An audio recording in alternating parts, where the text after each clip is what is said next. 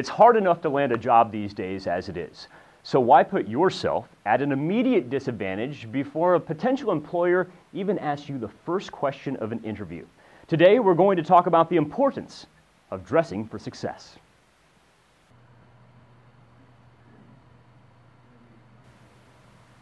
Today we're going to talk about the importance of dressing for success, and we have some wonderful do's to pay attention to, and we also have some very distraught don'ts that you should pay attention to. And our first gentleman right here is a prime example of what not to wear to a professional job interview. We can start from the top and work our way down. Let's take that haircut, for instance. Unless you're applying for a job as a roadie at an 80s hairband revival, this is not something that you should show up to a future employer wearing.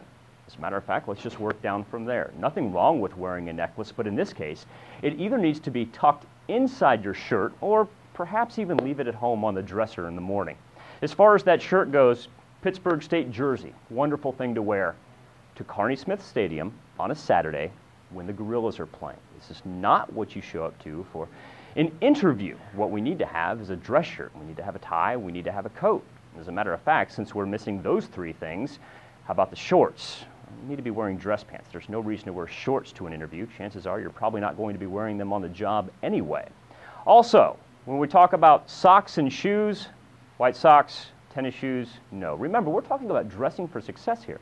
We need to find appropriate dress shoes. We need to find appropriate dress socks. Let's pay attention to posture. Pay attention to attentiveness. Leave the cell phone, leave the headphones. There's no reason to play Angry Birds simply because you're bored and you're having to wait for your interview.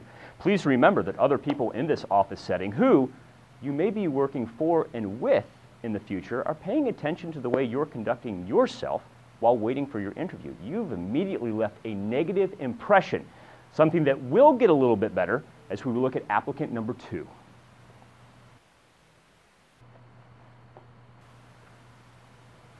For applicant number 2's dress code, we've certainly improved over applicant number 1, but there are still some things that we can drastically improve upon. First off, let's give credit where credit's due. We now have an appropriate haircut for this interview setting. And while our clothing is better than the Pittsburg State University Gorilla jersey, still, short sleeve, no tie. We can clean it up even further. We can do better than this. Shorts are gone, but now we have jeans.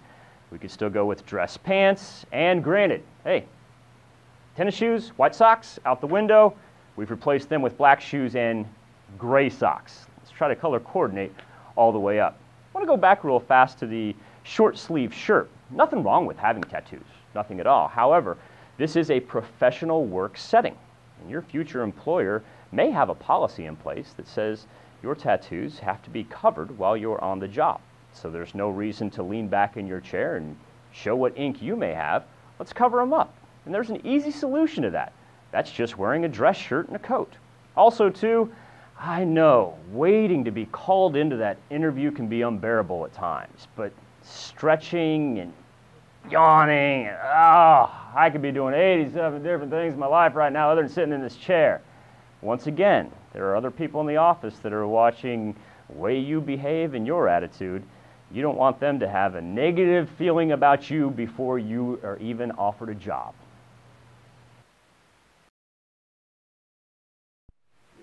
This right here is the epitome of dress for success when it comes interview time. Gone is the Pittsburg State jersey, gone's the short sleeve shirt, gone are the shorts, gone are the jeans. This is appropriate interview attire. What we have here is a neutral dress shirt, neutral tie, nice looking sport coat that matches the slacks, along with matching shoes, matching socks. Don't forget the belt while you're at it. Don't mix up that whole brown-black thing. People that hire for jobs, they have a tendency to notice that. As far as that clean-shaven look, it's a wonder what'll happen if you'll spend 10 minutes in the bathroom paying attention to your appearance. Once again, we have a very work interview appropriate haircut. No noticeable jewelry, and please appreciate the posture of our applicant as he sits attentively in his chair waiting to be called in for his big day. This is how you dress for success.